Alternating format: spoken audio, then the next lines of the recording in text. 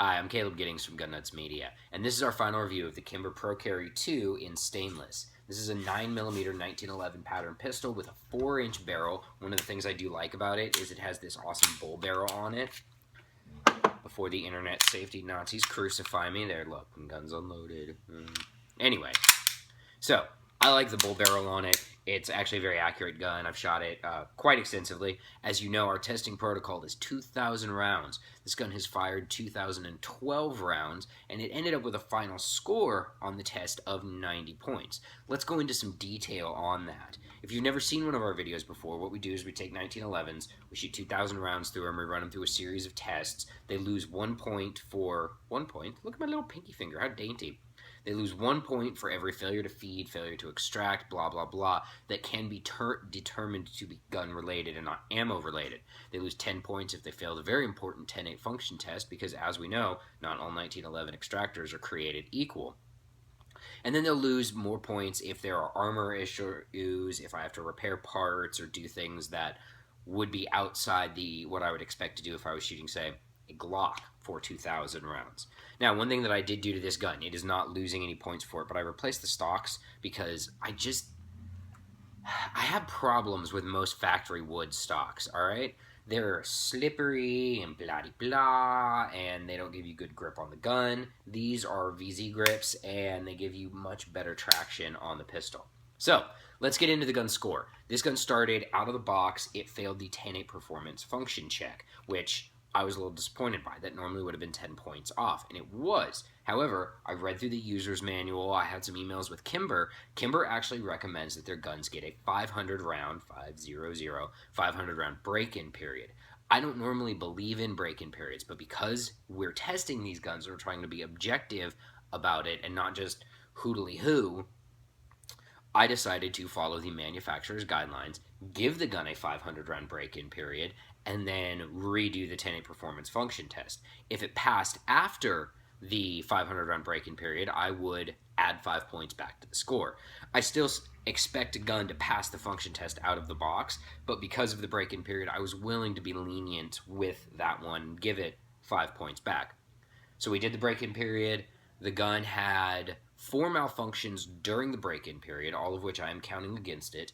And then after the break-in period, it fired another 1,500 rounds and had 1 failure.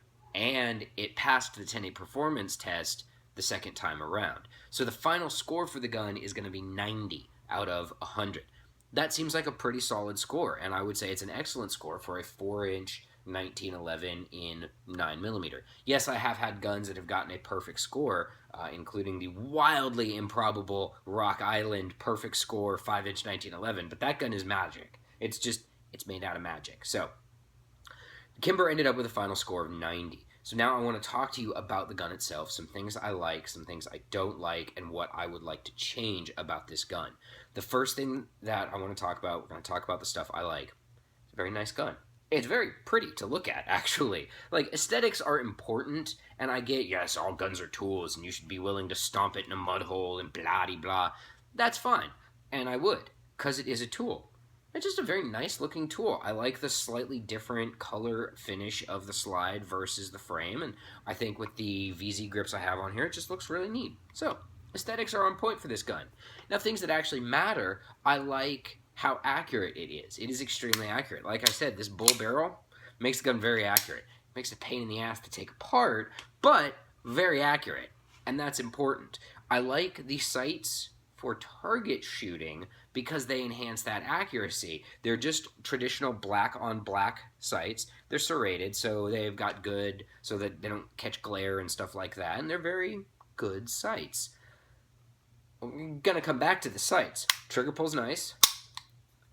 It's about 4.5, 5-ish pounds, which is about what you would expect for a carry gun out of the box. I have 1911s with lighter triggers. I could lighten this trigger up.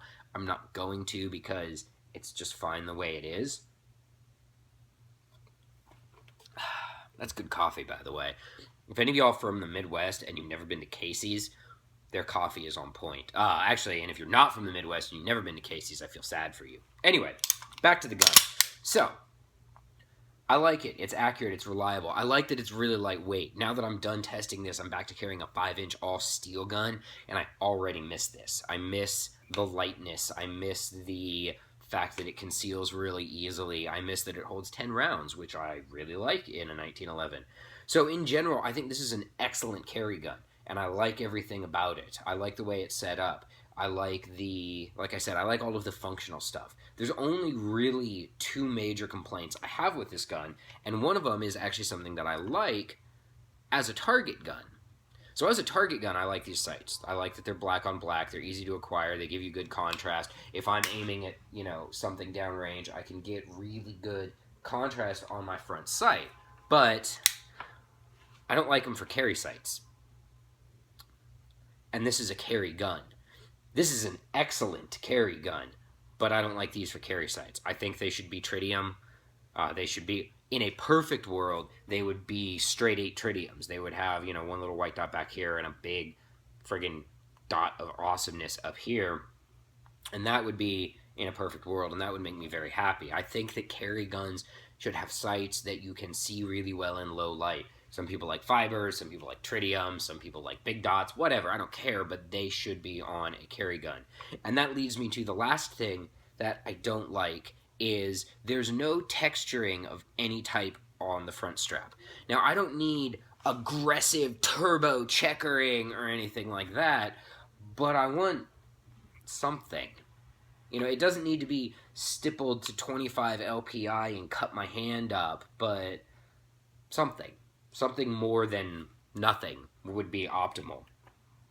That's pretty much it for this review. I like this gun. I think that it is an excellent carry gun. I really do. I have been carrying this gun every day for months now, including through when I had to take some downtime off of writing and shooting videos and shooting guns to go do my real jobs out there for, what the other stuff I do. But I can't really think of anything bad to say about this gun. I kind of want to go back to the break-in period and talk about that some more, because I don't normally believe in break-in periods for guns. I think it's nonsense. And I still kind of don't, and I'm sort of torn, but this gun, it was night and day.